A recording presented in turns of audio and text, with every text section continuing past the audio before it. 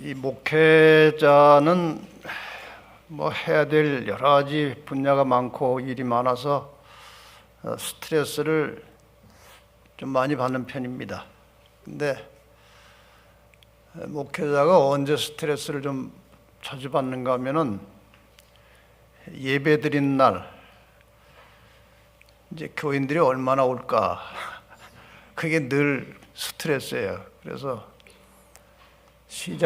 예배 시작이 다 돼가는데도 교인 수가 별로 없으면은 스트레스가 많아요. 그래서 교회를 좀 일찍 오면 좋아요. 근데 제가 어제 오늘 보니까 다들 아슬아슬하게 오시네요. 한 15분 전 늦어도 그쯤 오셔서 기도하시고 마음 준비하시고, 지금 오신 분들은 해당이 별로 안 되죠. 좀 이따 오실 분들이 해당돼서 나중에 얘기할까 하다가 어쨌든 그 목회자가 건강하게 오래 살기를 원하시면 스트레스 주지 마시고 일찍 와서 꽉 채워 놓으세요. 그게 목사들에게 아주 잘해 주시는 것입니다. 제가 몇 주 전에 그 제천지구에 그 연합 집회가 있었어요.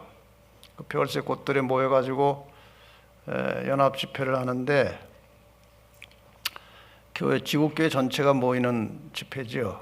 근데 그날 아침에 막 눈보라가 상당히 많이 몰아쳐서 이제 9시 반이 시작인데 제가 이제 방에서 뭘 좀 하다가 9시 한 20분쯤 올라갔는데요. 올라가면서 야, 이게 이렇게 눈보라가 치니 사람들이 올 때 얼마나 힘들고 잘 못 오실까 하고 내가 올라갔더니요, 그 강당에 사람이 꽉 차 있어요. 한 200명 정도가. 저는 깜짝 놀랐어요. 시작 전에 벌써 다 와 있는 거예요. 그래서 제가 아주 감동을 많이 받았어요. 그래서 교인들이 그렇게 하면은 참 아주 좋습니다. 그러니까 여러분 앞으로 교회를 좀 일찍 오는 그 사람 습관들이 달렸어요. 그러니까 맨날 아슬아슬하게 오는 게 습관이 된 사람들은 평생 그렇게 와요. 그러니까 아주 습관을 한 15분 전에 일찌감치 오는 습관을 들이면 좋습니다. 예. 자, 오늘 두 번째 날, 여자의 후손에 남은 자손. 보통 우리가 여자의 남은 자손 합니다. 그런데 정확한 번역은 여자의 후손에 남은 자손이에요. 제가 이제 끝날 때 이것을 좀 다시 강조해 드리려고 하는데, 여자의 후손에 남은 자손입니다. 그래서 이 두 번째 날은 계시록 12장을 중심으로 어제 말씀드린 대로 요한계시록의 중심부에 가운데 들어있는 12장, 13장, 14장이 가장 중요한 부분입니다. 그래서 어차피 계시록 공부를 다 할 수는 없고 이 중요한 부분만 좀 간추려서 말씀을 드리고 중간중간에 또 다른 말씀을 좀 함께 드리겠습니다. 우리가 잘 알고 있는 에베소 6장 12절의 말씀을 보면요, 우리의 씨름은 이게 싸우는 겁니다. 우리가 싸우는 것은 혈과 육에 대한 것이 아니요 정사와 권세와 이 어둠의 세상 주관자들과 하늘에 있는 악의 영들에게 대함이라. 우리가 지금 살고 있는 세상은 전쟁터입니다. 선과 악이 싸우고 있는 전쟁터입니다. 근데 우리의 싸움의 대적이 누군가? 이 어둠의 세상 주관자들, 악의 세력들과 하늘에 있는 악의 영들에게, 이 하늘이라는 것은 위치를 말하는 것이 아니고 영적인 세계에 있는 이 악의 영들과 싸운다. 사탄의 세력과 싸운다는 말씀이죠. 그런데 이 선악 간의 싸움이 어떻게 진행되고 있는지, 이 선악 간의 싸움의 쟁점이 무엇인지를 가장 명확하게 설명하고 있는 성경절이 계시록 12장입니다. 계시록 12장을 보면 이 하나님과 사탄 사이에 이 선악의 싸움이 4단계로 진행되고 있다는 것을 우리는 보게 됩니다.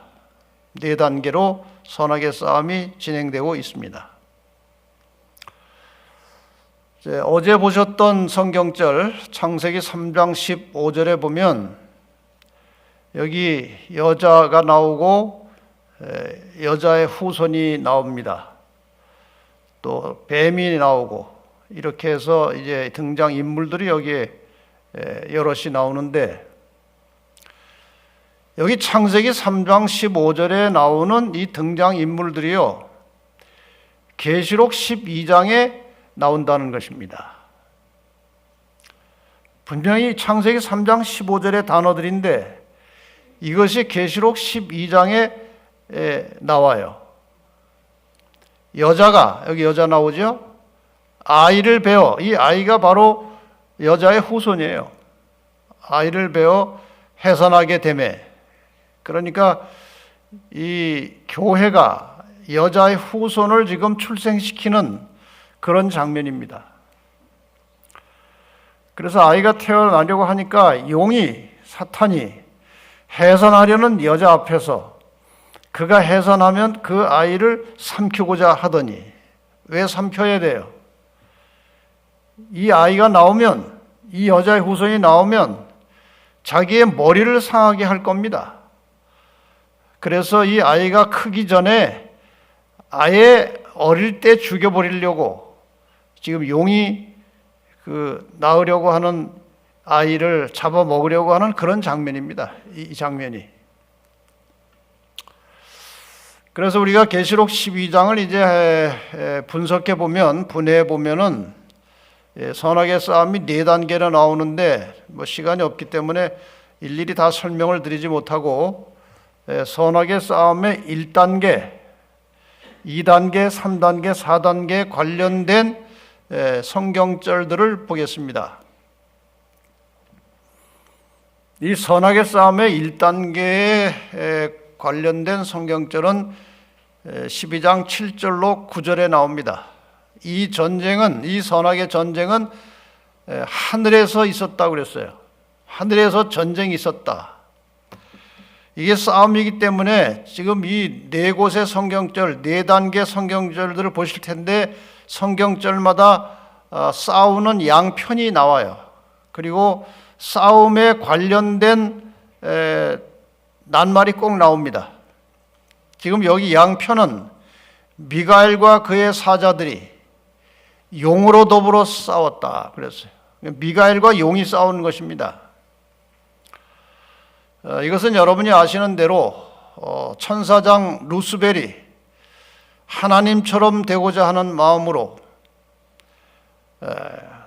아주 교묘한 방법으로 천사들을 미혹해 나가고, 그 천사들이, 미혹을 받은 천사들이 하늘 전체 천사의 3분의 1 정도로 굉장히 많은 천사들이 거기에 미혹이 되었고, 여기서 이제 싸우는 것입니다. 용과 그의 사자들, 미가엘과 그의 사자들이 이렇게 싸웠어요.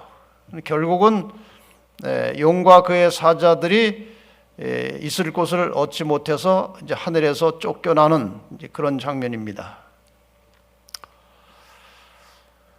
그 다음에 이게 첫 번째 싸움이고, 이제 두 번째 싸움에 대해서 나온 성경절이 이제 방금 보신 계시록 12장 4절과 5절입니다.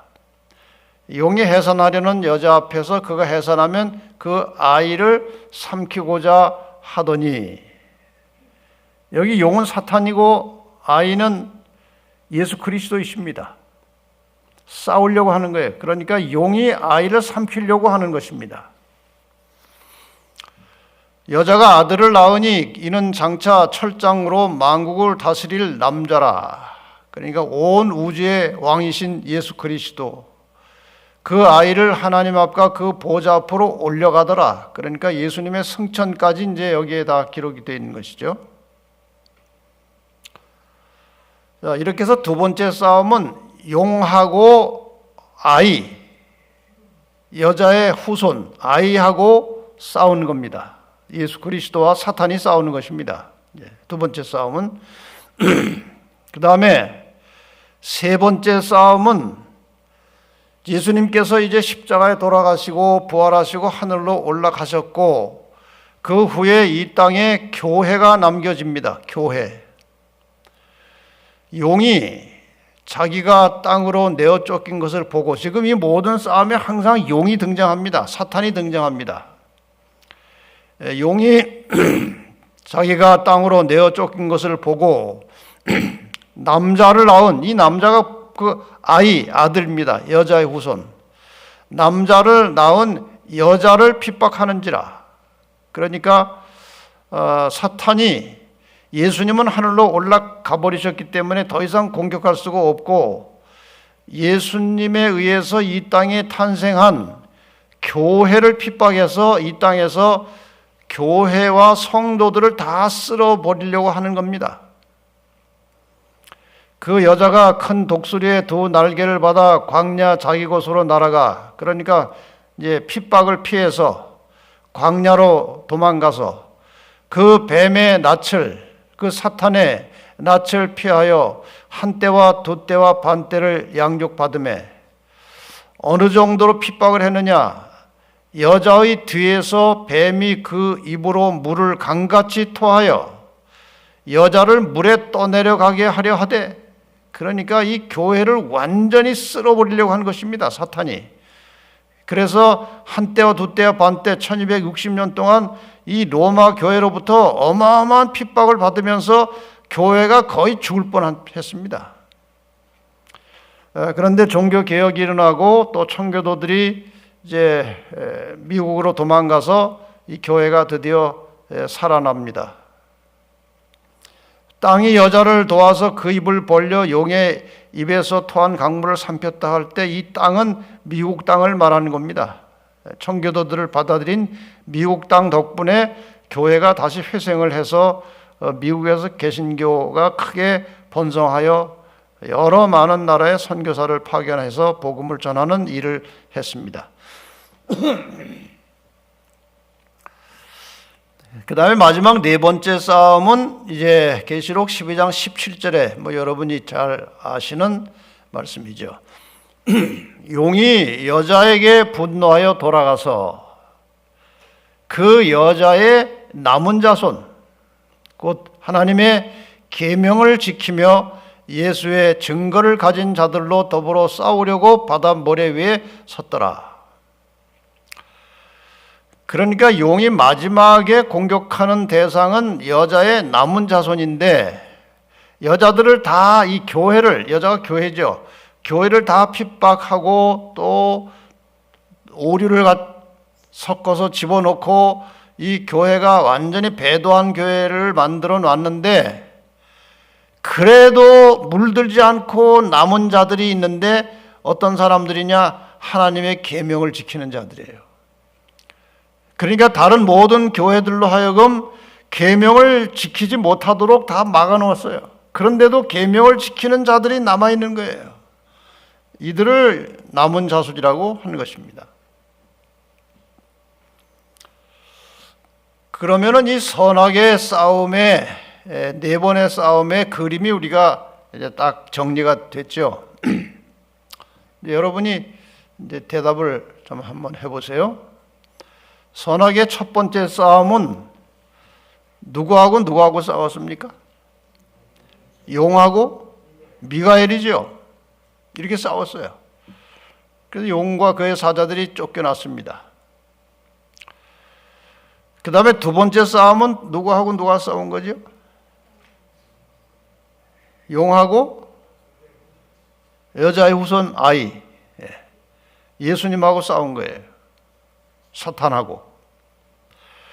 그래서 이 예수님께서 사탄을 이기시고 십자가를 통해서 모든 하나님의 자녀들이 구원받을 수 있도록 해놨습니다. 세 번째 싸움은 뭐였습니까? 용하고 여자, 교회하고 싸우는 것입니다. 이게 세 번째 싸움은 용이 교회를 핍박하는 거예요. 그래서 교회를 많이 부패시키고 배도한 교회를 만들어 놨어요. 타락하고 교회가. 그런데도 끝까지 하나님께 충성된 백성들이 남아있는 것입니다. 이게 네 번째 싸움이에요. 그래서 용과 남은 자손이 싸우는 것입니다. 세 번째 싸움까지는 다 지나간 싸움이에요. 지금 남은 싸움은 네 번째 싸움이죠. 이거 그림으로 그리면 이렇습니다. 여자와 용이 싸웁니다. 선과 악이 싸워요. 지금 보신 대로 네 번에 걸쳐서 싸움을 합니다. 1단계 싸움에서는 다시 한번 그림으로 복습하는 것입니다. 미가엘과 용이 싸웠어요. 그래서 용과 그의 사자들이 하늘에서 쫓겨났습니다. 여러분이 부조와 선지자 책을 보면 이 사건, 하늘에서 이 루스벨이 하나님께 반역하여서 그 3분의 1 천사들과 하나님의 보호자로부터 쫓겨난 이후에 창조가 있었습니다. 그러니까 이 창조 전에 하늘의 전쟁에서 쫓겨난 용과 그의 사자들이 어디에서 있었는지 우리는 몰라요. 근데 아마도 다른 별 세계에 두루 다니면서 다른 별 세계의 지성적인 존재들과 아마 미혹을 위해서 활동을 했을 것이다. 이제 그렇게 보고 있습니다. 그러다가 이제 창조가 되었고 창조의 마지막 하나님의 작품으로 만들어진 이제 지구에 사탄이 들어온 겁니다. 그래서 결국은 아담과 하와가 이 사탄의 미혹에 넘어가서 타락을 하게 되었고 이 타락한 인간을 구원하시기 위해서 하나님께서 즉시로 창세 전에 계획되고 예비되었던 구속의 경륜을 바로 발표하십니다. 여기에 여자의 후손이 나오는 겁니다. 예수를 통해서 이제 죽을 수밖에 없는 인간을 구원하시겠다는 하나님의 뜻이 이제 드러난 것입니다. 그래서 두 번째 싸움은 여자의 후손 예수 그리스도와 사탄 사이에 치열한 싸움이 벌어집니다. 그래서 어제 말씀 잠깐 드렸던 대로 예수를 출생시킬 혈통 이스라엘의 민족을 집요하게 사탄이 공격합니다. 왜? 예수가 태어나는 혈통을 끊어버리려고요. 그러나 그 혈통은 끊어지지 않았고 북방 이스라엘의 지파가 다 망했습니다. 아수르에게. 주전 720년에 북방 이스라엘이 다 망했어요. 다 죽었어요. 그런데 남방 유다는 살아남았습니다. 놀랍지 않습니까? 왜 남방 유다가 아수르가 힘이 모자라서 남방 유다를 살려두었겠습니까? 남방 유다를 통해서 여자의 후손이 나오도록 예언되어 있었습니다. 유다 지파에서. 그래서 유다 지파는 살아남은 거예요. 이게 다 하나님의 섭리 속에 이 역사가 이루어져 가는 것입니다. 그래서 마침내 예수께서 이 땅에 태어나셨고 십자가에 돌아가심으로 구원을 이루시고 하늘로 가셨습니다. 누구든지 예수를 믿음으로 구원을 얻을 수 있게 된 것입니다. 그 다음에 이 땅에 이제 이 예수 그리스도의 십자가 이후로 이제 교회가 탄생을 하게 됩니다. 그래서 세 번째 단계는 사탄이 이 세상의 악의 세력들을 총동원해서 하나님의 백성과 교회를 핍박합니다. 이 교회를 박해한 역사를 보면은 이 세상의 세력 가운데 예수님 당시에 예수님을 십자가에 못 박았던 로마 제국이 1차적으로 교회를 아주 엄청나게 핍박을 했습니다. 많은 그리스도인들을 잡아다가 로마 원형극장에 잡아다가 이렇게 저렇게 놀이개로 삼고 죽이고 불태우고 맹수에 찢겨 죽이고 이런 일을 한 것입니다.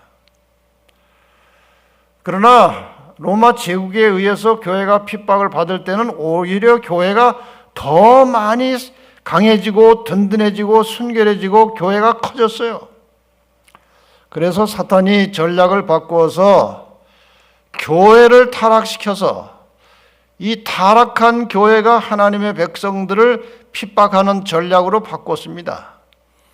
그래서 타락된 교회가 로마 교회고, 이 로마 교회 카톨릭에 의해서 수많은 그리스도인들이 1000년 이상 핍박을 받았습니다.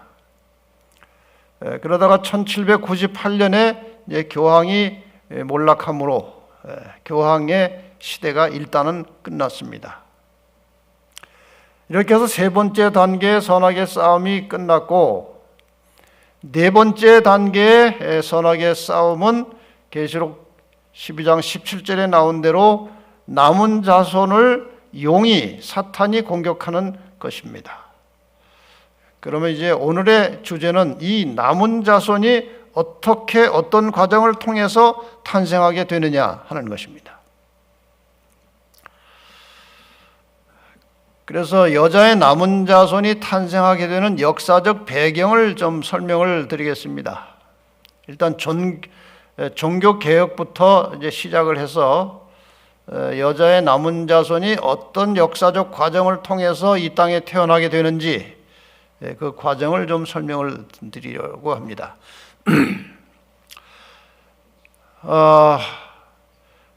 하나님의 교회와 그 참 백성들을 1000년 이상 박해하던 이 구교, 천주교의 박해가 한참 진행되는 동안에 1517년에 박해가 1798년에 교황이 몰락했으니까 거의 수십 년 전에 이제 이 하나님께서 마르틴 루터를 통해서 일단 개혁을 시작하셨습니다.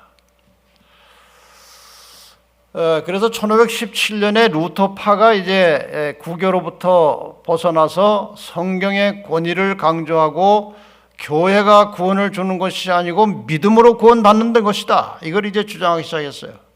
천주교의 정면으로 도전한 것입니다. 그러다가 1520년에 루터파에서 또 개혁주의가 갈라져 나오면서 성서와 교회와 장로 제도를 또 강조하는 교파가 또 생겨났습니다. 그 다음에 1525년에 개혁주의로부터 재침례파가 또 이렇게 분리돼서 나왔고, 재침례파는 정교 분리를 주장하는 또 유무상통하는 그런 또 새로운 개신교회가 나왔어요. 그 다음에 1534년에 개혁주의로부터 성공회가 다시 분리돼서 나오고, 성공회가 또 강조하는 것은 회심과 속죄와 재림을 강조하는 그러한 교회가 또 나온 겁니다. 그 다음에 1560년에 개혁주의로부터 장로교회가 나왔어요. 하나님의 주권을 강조하고 장로 제도를 확립하는 그런 교파가 또 생겨난 것입니다. 1612년에 성공회로부터 침례파가 또 갈라져 나와서 성경의 세례는 맞지 않다, 성경에는 침례다, 이렇게 해서 침례를 주고 또 성만찬 예식을 하고 유아 세례를 부정하는 그런 또 다른 개신교 교파가 나왔습니다. 그 다음에 1787년에 성공회로부터 다시 감리교파가 나왔고, 감리교는 사랑과 성령과 성화를 강조하는 그런 또 교파였습니다. 가톨릭에 의해서 다 가려지고 망가지고 파괴되었던 성경의 교리들이, 이 개신교회들이 성경을 연구하면서 이제 그 망가졌던 교리들이 다 하나씩 하나씩 되살아나는 그런 과정이에요. 근데 이렇게 보니까 이길 잘한 겁니까? 잘못한 겁니까? 잘하기도 했고 잘못하기도 했어요. 무엇을 잘했느냐? 성경에서 올바른 진리의 빛을 찾아낸 것은 잘한 거예요. 잘못한 건 뭐냐? 성경이 하나이기 때문에 새로운 진리가 나오면은 그 진리의 진리를 더해서 하나의 진리의 덩어리가 만들어져야 되는 거예요. 근데 다 제각각 흩어졌어요. 교파마다 교리가 다 다른 거예요. 그것이 다 성경적이지만 또 다 달라요.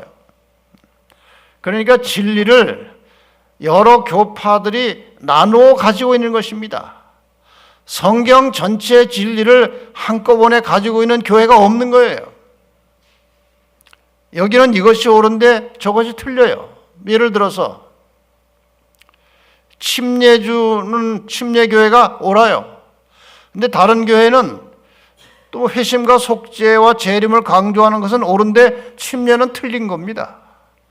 이렇게 해서 각각 성경의 진리를 부분적으로 가지고 교파가 많이 생겨났습니다. 하나님의 뜻은 이 모든 진리가 하나로 모아지는 것입니다. 개신교의 여러 교파들이 각각 가지고 있는 나누어진 진리를 하나로 모으는 것이 하나님의 뜻입니다.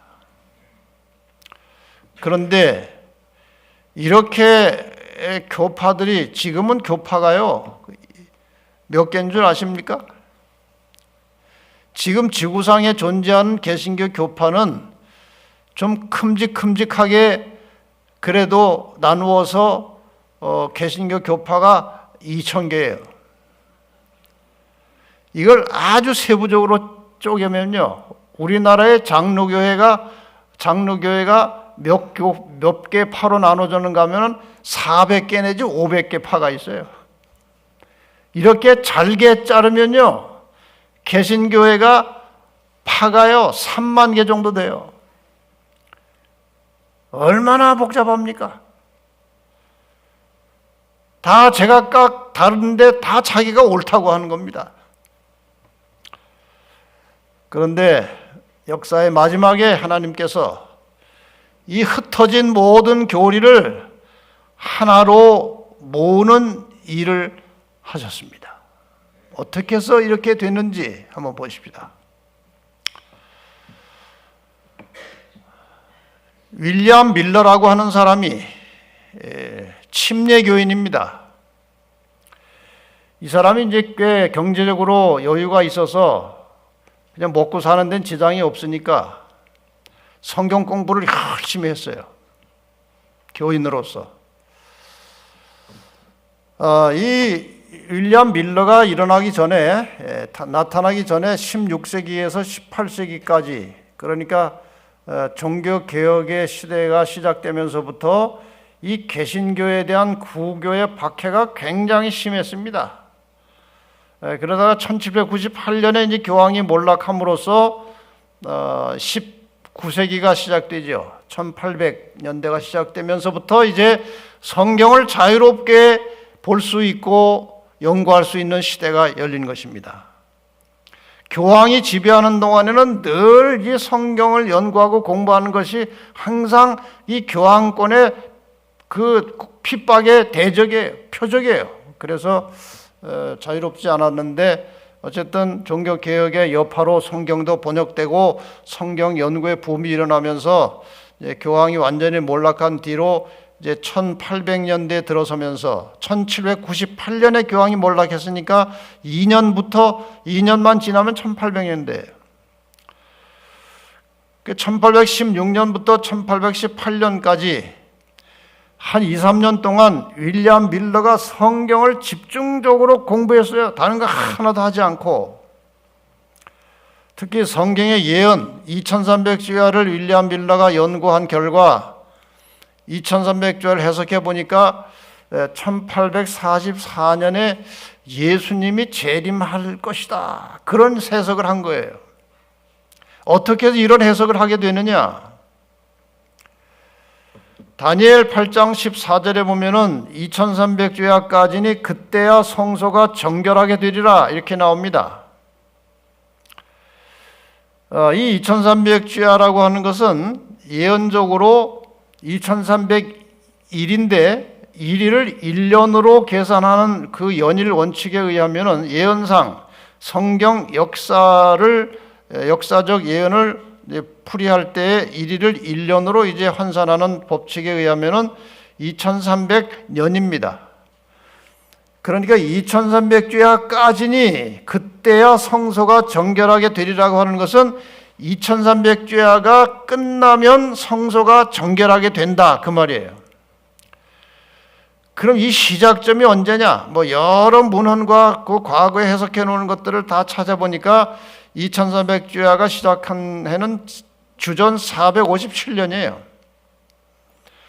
그래서 주전 457년으로부터 2300년이 지나고 나니까 언제가 되느냐?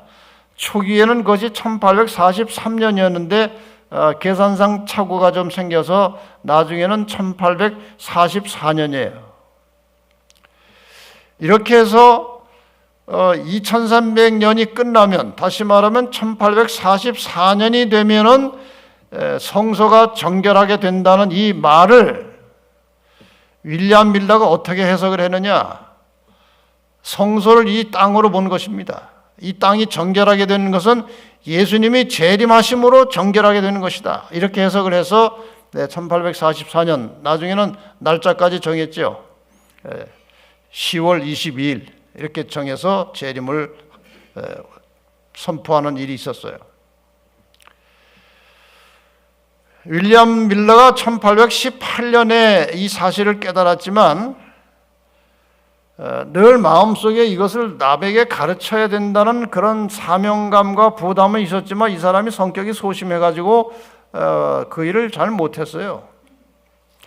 13년이 지났습니다. 이 사실을 깨달은 지가.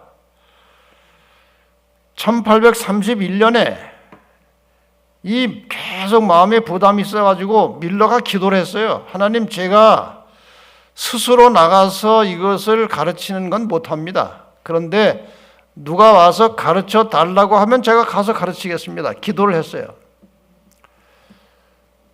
그렇게 하고 나니까 속이 조금 편해요. 부담이 없어졌어요. 하나님이 누굴 보내시지 않은 한 하나님 책임이니까. 그러니까 기도 마치고요 30분 정도 안 돼가지고 좀 멀리 떨어져 사는 조카가 와서 삼촌 그동안 공부한 것 좀 가르쳐 달라고, 우리 지금 모여 있다고 그렇게 연락이 온 거예요. 가야죠. 약속했으니까 자기가. 그래서 이제 가서 한 열 몇 가정 모였는데 굉장한 감동을 받은 거예요. 대부분의 사람들이 회심하고 신실한 그리스도인으로 변화되는 것을 본 것입니다.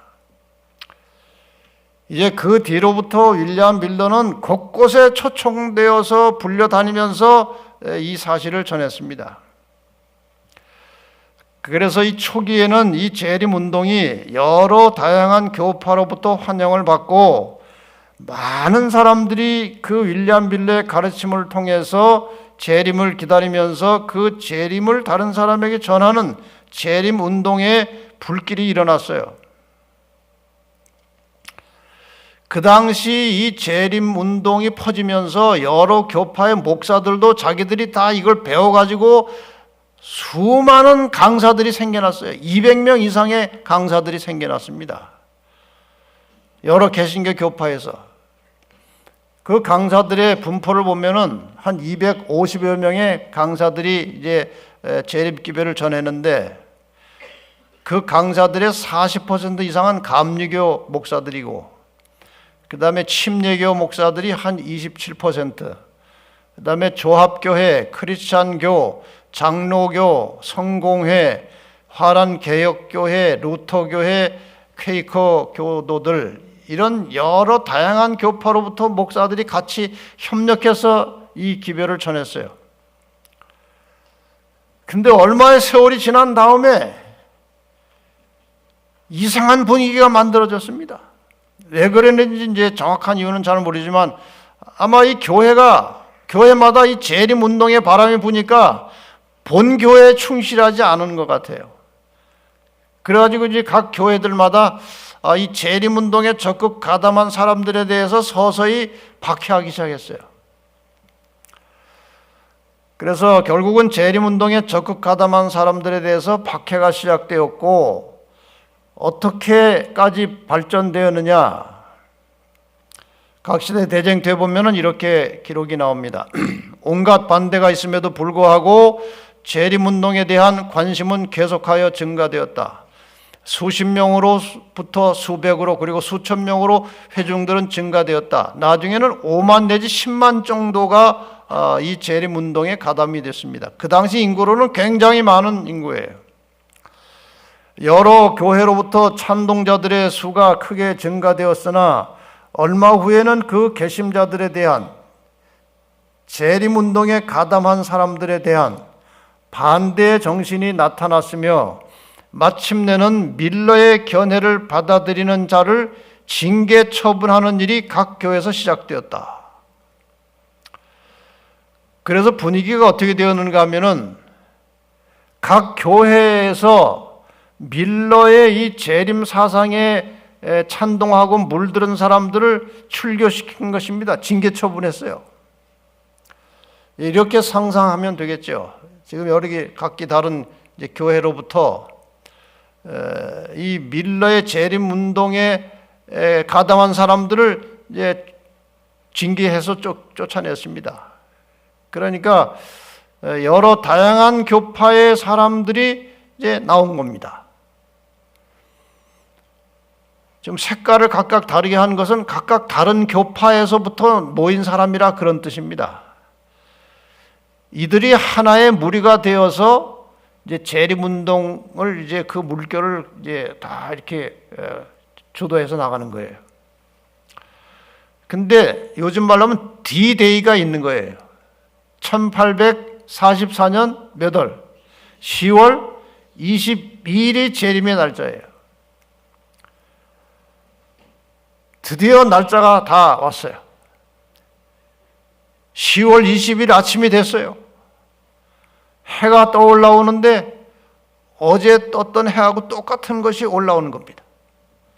이 해가 중천을 지나가는데 나팔수도 없고 아무 징조가 없어요. 해가 넘어가 버렸는데도 아무 일도 없었어요. 그런데 그 마태복음에 보니까 신랑이 밤중에 왔어요. 밤중에 오시는 모양이다. 그런데 밤중이 지나고 그 당시 하루가 새로 시작되는 시간은 밤 12시입니다. 밤 12시가 지나고 10월 20일이 지나는데도 예수님이 안 오신 거예요. 그래서 대실망을 경험하게 되는 것입니다. 얼마나 실망이 컸겠습니까? 이 당시에 이 재림운동에 가담한 사람들은 1844년 봄에 파종하지 않았다 그렇게 돼 있어요. 씨 안 뿌렸어요. 왜? 추수하기 전에 누가 오실 겁니까? 예수님이 오신다고 믿었기 때문에. 그 다음에 재산은 다 선교하는 데 투자하고 헌신하고 10월 달까지 먹고 살 것만 남겨두고 대부분의 사람들이 그랬는데 그 중에는 혹시나 해서 남겨둔 사람들도 많이 있었다고 그랬어요. 그런데 안 오셨으니 많은 사람들이 웃고 조롱했죠. 예수가 뭐 그때 안 온다, 뭐 너희들 정신 나갔다 하고 조롱했는데 이 예언이 너무나 확실하기 때문에 그렇게 믿고 기다렸어요. 근데 안 오신 겁니다. 그 당시의 상황을 좀 어느 정도 실감나게 하는 이런 이제 예가 있어요. 지금 이 넓적한 바위는요, 이거 신앙 유적지인데 이거를 승천바위라고 그런대요. 승천바위. 왜냐하면은 그 당시에 예수님이 하늘에서 오기 때문에 하늘이 잘 보이는 이 널찍한 바위에 올라가서 하늘을 쳐다보고 예수님 재림을 기다렸기 때문에 이게 승천바위라고 그래요. 이 당시에 이제 이 경험에 대해서 우리 재림교회사 책에 보면은 이렇게 기록됐습니다. 우리는 밤 12시가 될 때까지 주님을 기다렸다. 그러나 그날은 그대로 지나갔고 우리의 실망만이 확실해졌다. 이전에 한 번도 경험치 못했던 서러움이 전신에 몰려왔다.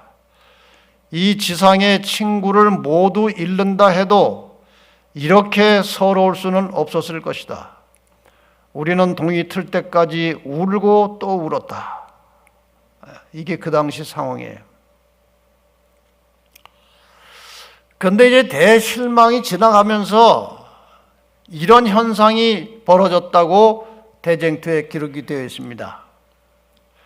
하나님의 말씀에 신앙의 기초를 두지 않고 사람의 의견에 신앙의 기초를 두었던 사람들은 이때 즉시 그들의 견해를 바꾸었다. 재림운동에 가담한 사람 중에도 그냥 분위기에 휩쓸려서 예언이 정확하니까 그냥 인간적으로 재림을 기다리는 사람의 무리에 속한 사람들이 많이 있었는데 이 사람들은 즉시로 이제 자기 입장을 바꾸었다는 것입니다. 의지가 박약하고 겁이 많은 자들은 조롱하는 자들과 합세하여 다시는 두려워하거나 재림을 기대할 필요가 없다고 주장하였다. 이런 사람들이 있었어요.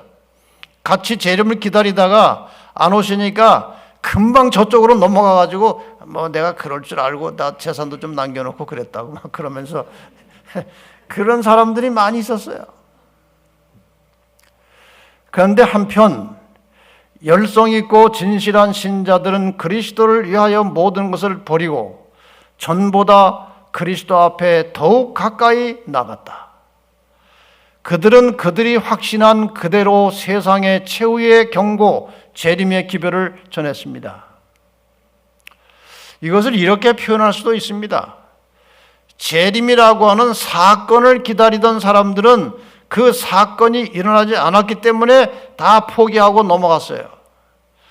그러나 사건 자체가 아니고 예수님을 기다리던 신실한 사람들은 그날에 오지 않았지만 분명히 그분이 다시 오실 것이기 때문에 포기하지 않고 다시 열심히 재림을 전했다. 그 말이에요.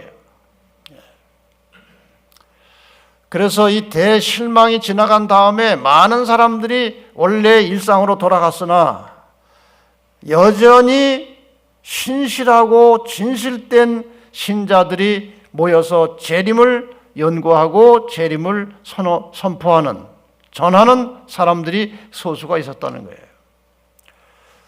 색깔을 보시면 여러 가지 색깔이죠. 그러니까 어떤 일이 벌어졌는가, 여러 각기 다른 교파 사람들이 섞여서 재림운동을 하다가 대실망을 지나가면서 다 떨려져 나오고 조그마한 수가 남았는데 여러 교파의 사람들이 섞여서 하나가 된 것입니다. 이게 중요한 사건이에요. 그래서 이 밀러의 재림운동에 대해서 잘 모르는 사람들은 밀러가 사기꾼이다, 실패했다, 그렇게 하는데 아닙니다. 이것은 굉장히 중요한 사건이었어요. 일단 이 대실망을 통해서 교파를 초월해서 다양한 교파의 신자들이 서로 접촉하면서 교제할 수 있는 기회를 갖게 됐다는 것입니다. 그전에는 교파끼리 모였어요. 다른 교파와 교류가 없었다는 것입니다. 그런데 이 대실망 이후에 교파와 교파 간의 벽이 무너지고 교파와 교파 간의 성도들이 섞여서 한 무리가 된 것입니다. 그 다음에 기독교 신앙과 인간 구원의 마지막 결론이라고 할 수 있는 예수 그리스도의 재림에 대한 관심이 일깨워지고 고조되었다. 그러니까 종교 암흑시대 동안에 성경을 보지 않기 때문에 재림 사상이 다 무너지고 완전히 재림 생각은 없어져 버렸어요. 그런데 이 윌리엄 밀러가 예언을 통해서 이 예수 그리스도의 재림을 깨닫고 강조하면서 이 재림에 대한 분위기가 다시 살아나는 것입니다. 굉장히 중요한 역할을 하는 거예요. 더 나아가서 이 대실망을 경험하면서 그 과정을 통해서 진실하고 경건한 그리스도인들과 명목상의 그리스도인들이 분리된 겁니다. 이 재림운동의 그 물결에 휩쓸려서 많은 사람들이 섞여서 재림을 향해서 가고 있었는데 이 속에는 가짜와 진짜가 있었어요. 그런데 대실망이라고 하는 시련을 통해서 가짜들은 다 떨어져 나가고 정말 진실한 그리스도인들의 무리가 남게 된 거예요. 그래서 각기 다른 교파로부터 출교돼서 나온 사람들이 함께 모여서 각 교파의 성경적 교리들을 하나로 모으게 된 것입니다. 각 교파가 가지고 있던 성경의 진리들이 다 있었어요. 근데 제각각 조금씩 가지고 있었던 것을 하나로 모으게 된 것입니다. 하나로. 제가 연합회에 있을 때 대총회 회의하러 연말에 한 번씩 가면은 이제 그 2층에 올라가면은 이 그림이 있어요. 이 그림은 그 당시 실망 이후에 여러 교파의 사람들이 모여가지고 자기 교파가 가지고 있던 성경의 진리들을 소개하고 다 같이 성경으로 그것을 검토해서 이것이 성경적 진리라고 판단이 되면은 모든 사람이 같이 믿는 것입니다. 또 이 교파가 자기 믿는 성경의 교리를 내놓고 가르치면 다른 사람들이 다 듣고 있다가 성경으로 검토해서 아 이건 성서적이다 하면 또 오케이 우리가 다 믿자. 이렇게 해서 흩어진 교리들이 하나씩 하나씩 모아지는 장면이에요. 이게 그 그림이에요. 그러니까 어떤 일이 벌어졌는지 여러분 이해가 되시죠? 역사를 통해서, 이 역사를 통해서 정리하면 이런 것입니다. 1831년부터 재림운동이 시작됩니다. 이 재림운동에 각기 다른 교리를 가지고 있던 여러 교파들이 같이 동참을 합니다. 루터파, 감리교, 성공회, 제7일 침례교, 장로교, 개혁주의, 침례파, 재침례파 등등 여러 교파들이 각기 다른 성경적 교리와 진리를 가진 무리들이 이 재림운동에 동참을 한 겁니다.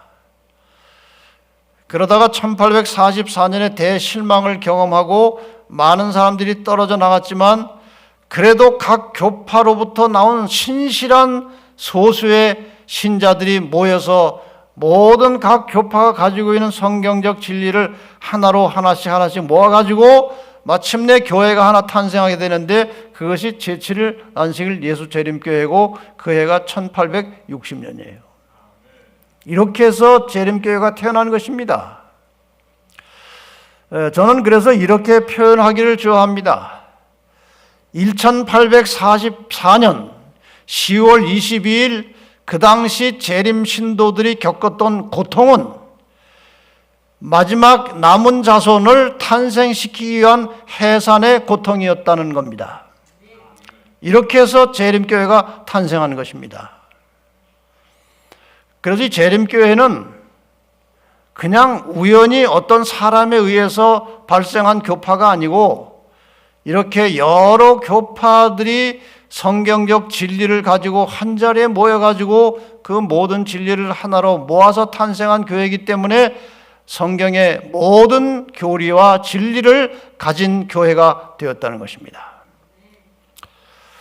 여기 천주교 책입니다. 교부들의 신앙이라는 책은 천주교 책인데 이 책에 이 안식일 교회를 비판하는 글이 있는데 보니까 틀린 말이 아니에요. 잘 보시면 458페이지에 제7일 재림교인 안식교의 교리를 보면 여러 교회의 교리를 한두 가지씩 따다가 잡채를 만들어 놓았다는 느낌을 준다. 잡채 맞아요.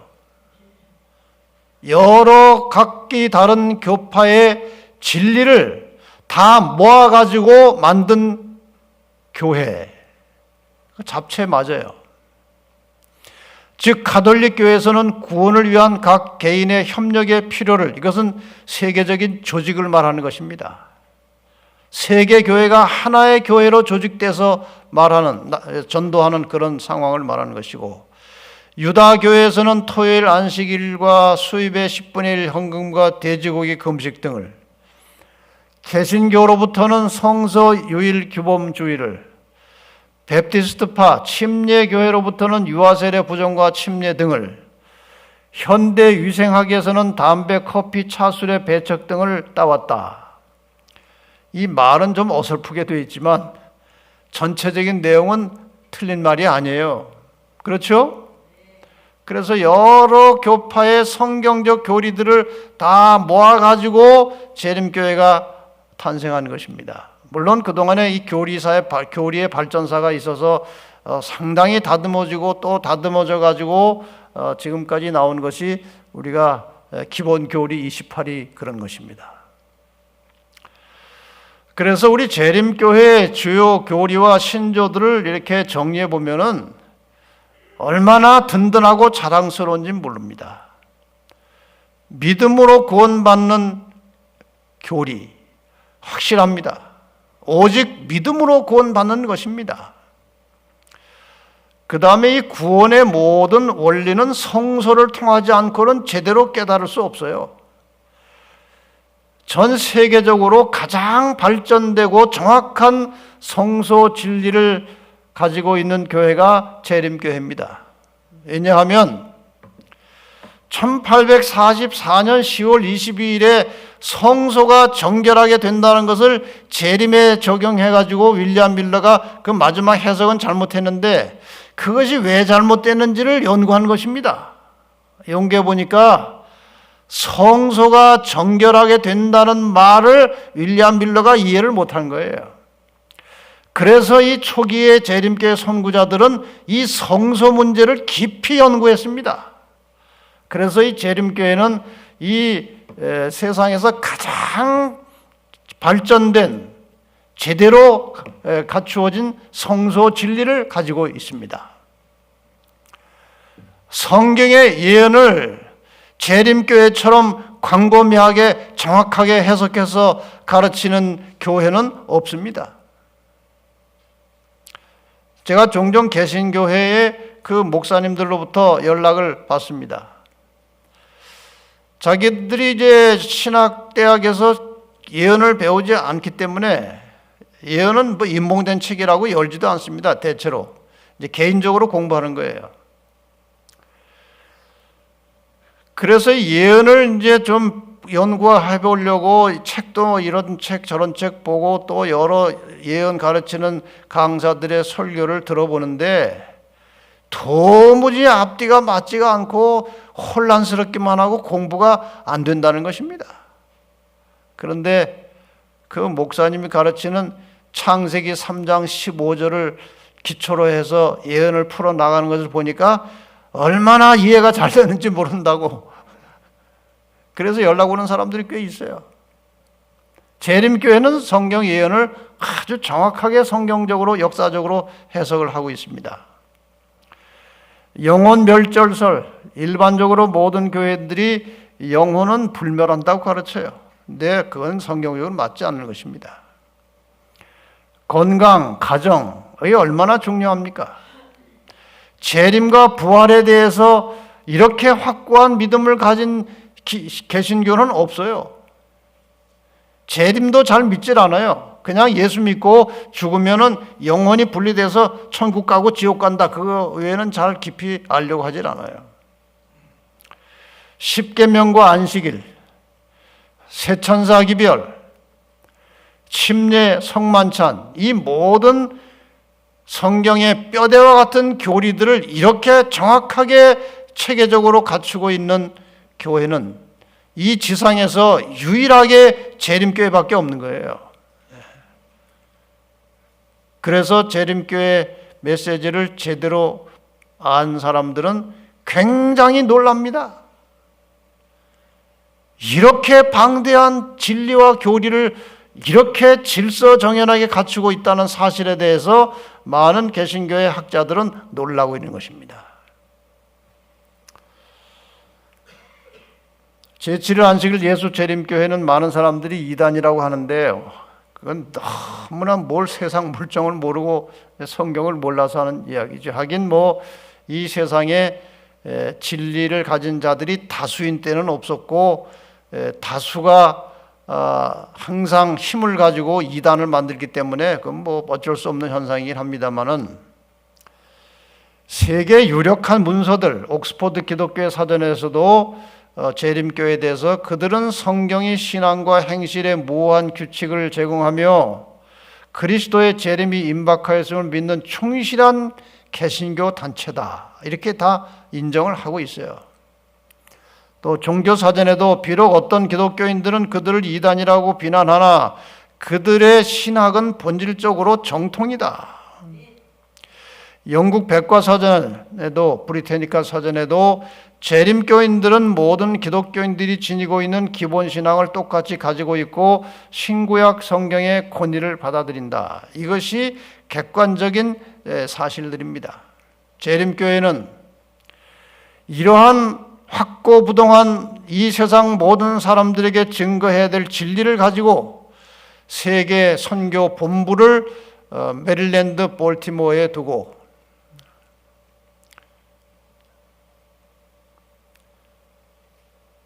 세계 모든 지도자들이 1년에 한 번씩 모여서 이런 회의를 합니다. 여기 대총회 연례회의하는 장소예요. 저도 연합회장 하는 동안에 이 회의에 6번 참석을 했어요. 질서정연한 회의를 통해서 세계 선교 방향을 정하고 5년에 한 번씩은 온 세계의 대표자들이 모여서 이렇게 총회를 합니다. 이 총회를 하면은 그 도시가 완전히 재림교인으로 가득 차요. 근데 그 도시의 사람들이 놀라는 것은 이렇게 많은 사람들이 모여 있는데 질서가 있다는 것입니다. 싸움이 없다는 것입니다. 이게 재림교의 모습이에요. 제가 아까 좀 잘못한 것은 메릴랜드 실버 스프링의 볼티모어가 아니고 죄송합니다. 그 다음에 이 재림교회가 전하는 특별한 기별이 이제 내일 공부하시게 될 계시록 14장입니다. 또 보니 다른 천사가 공중에 날아가는데 땅에 거하는 자들 곧 여러 나라와 족속과 방언과 백성에게 전할 영원한 복음을 가졌더라. 이것이 온 세상 모든 사람들에게 전해야 될 메시지이기 때문에 재림교회는 온 세상 모든 나라에 이 기별을 전하기 위해서 세계적인 활동을 하고 있는 것입니다. 어느 교파도 어느 교회도 온 세계가 이렇게 똑같은 진리와 교리를 전하는 교회는 없어요. 재림교회는 이 계시록 14장에 나오는 새 천사의 기별을 전할 사명을 가진 예언적 교회이기 때문에 이런 일을 하고 있는 것입니다. 그래서 이 재림교회는 전 세계적으로 미국의 메릴랜드 거기에 본부를 두고 실버 스프링에 본부를 두고 세계 각곳에 북미 지회, 중미 지회, 남미 지회, 트랜스 유럽 지회, 유로아프리카 지회, 서중아프리카 지회, 동중아프리카 지회, 남아인도양 지회, 유로아시아 지회, 남아시아 지회, 북아태 지회, 남아태 지회, 남태평양 지회, 이렇게 13개 지역으로 분할되어서 본부를 두고 온 세상 모든 나라에 이 복음을 전하고 있는 것입니다. 제가 사무실의 지원을 통해서 각 나라에 재림교회가 들어간 나라에 점을 찍어보라고 그랬어요. 그래서 크게 잘 나옵니까? 화면이 이렇게 좋은 교회는 처음 봤어요. 온 세계 모든 나라에 점이 찍혔어요. 국가적으로, 법적으로 기독교 들어오는 것을 금한 나라 외에는 다 들어갔습니다. 이게 우연입니까? 이게 하나님의 섭리예요. 2021년 말 현재 포교 국가 수는 212나라고 교회 수가 18만 2천, 교인 수는 2,200만, 언어 수는 535개 언어로 이 남은 자손의 진리를 전하고 있어요. 이 교회에 대해서 제3자가 이제 강의하는 것인데 이것은 시간이 없어서 넘어가겠습니다. 제7일 안식일 예수 재림 교인들은 첫째, 성경을 절대적인 신앙의 권위와 기준으로 인정합니다. 둘째, 예수를 믿음으로 구원받는 것을 확고하게 믿습니다. 셋째, 성경의 가르침대로 세례가 아닌 침례를 받고 입교합니다. 네 번째, 구원받은 성도로서 안식일을 포함하여 계명에 순종합니다. 다섯 번째, 우리의 몸이 하나님의 성전임을 믿고 건강관리를 철저하게 합니다. 여섯 번째, 건전한 삶을 위해서 가정과 자녀 교육을 중요시합니다. 일곱 번째, 성경 예언에 기초하여 예수님의 재림과 부활을 믿습니다. 여덟 번째, 자신을 희생하여 다른 사람을 위해서 봉사하며 살아갑니다. 아홉 번째, 예수의 품성을 닮아가는 성화의 과정을 통해서 경건을 연습하는 사람들입니다. 세계 모든 교회가 하나의 조직체로 복음을 전파하고 있습니다. 이것이 재림교회예요. 이것이 계시록 17장에 예언된 마지막 여자의 남은 자손입니다. 끝으로 왜 여자의 후손의 남은 자손인지를 설명을 드리고 마치겠습니다. 우리가 계시록 12장 17절을 그냥 한글로 번역된 말씀을 보면 그 여자의 남은 자손이라고 되어 있습니다. 그런데 영어 성경에도 그렇고 원어 성경에도 보면은 단어가 하나 더 들어 있어요. 그 여자의 남은 자손이라는 말은 영어 성경에 remnant of her seed 이렇게 되어 있어요. 렘넌트라는 말이 남은 자손이라는 뜻이에요. 그 다음에 her seed라는 것은 여자의 씨앗, 여자의 후손의 남은 자손이에요. 그냥 여자의 남은 자손이 아니고 여자의 후손의 남은 자손입니다. 이게 정확한 번역이에요. 이 여자의 후손의 남은 자손의 의미를 이렇게 좀 풀어서 우리가 설명을 드릴 수가 있습니다. 일단 여자의 후손의 혈통을 보면 이렇습니다. 아담에서 셋으로, 노아로, 아브라함으로, 야곱으로, 유다로, 그리고 다윗으로 해서 예수님께서 태어나셨습니다. 여기 노란색 바탕의 이 인물들은 여자의 후손 예수를 출생시킨 육신적 혈통입니다. 혈통. 그 다음에 이 예수님께서 태어나신 다음에 그 예수님의 정신, 예수님의 사상, 그분의 말씀을 받아서 이어간 혈통은 제자들, 그리고 종교개혁자들, 이어서 남은 자손들, 마지막에 14만 4천이에요. 이것은 예수의 정신과 성품을 이어받은 혈통입니다. 이게 여자의 후손의 남은 자손이에요. 이렇게 도표를 가지고 설명을 좀 드리겠습니다. 인간이 타락했습니다. 이제 구약 시대지요. 이 구약 시대 끝에 여자의 후손 예수 그리스도께서 오셨습니다. 여자의 후손이 오셨어요. 신약 시대입니다. 이 신약 시대 끝에 이 여자의 후손에 남은 자손이 태어난 것입니다. 이해가 되십니까? 구약의 혈통을 통해서, 이스라엘 혈통을 통해서 여자의 후손이 태어났고, 그 다음에 이 여자의 후손 예수 그리스도의 정신과 품성을 이어받은 후손들이 계속되다가 마침내 역사의 마지막에 이 여자의 후손에 남은 자손이 태어났습니다. 여자의 후손과 여자의 후손에 남은 자손의 공통점이 무엇이냐?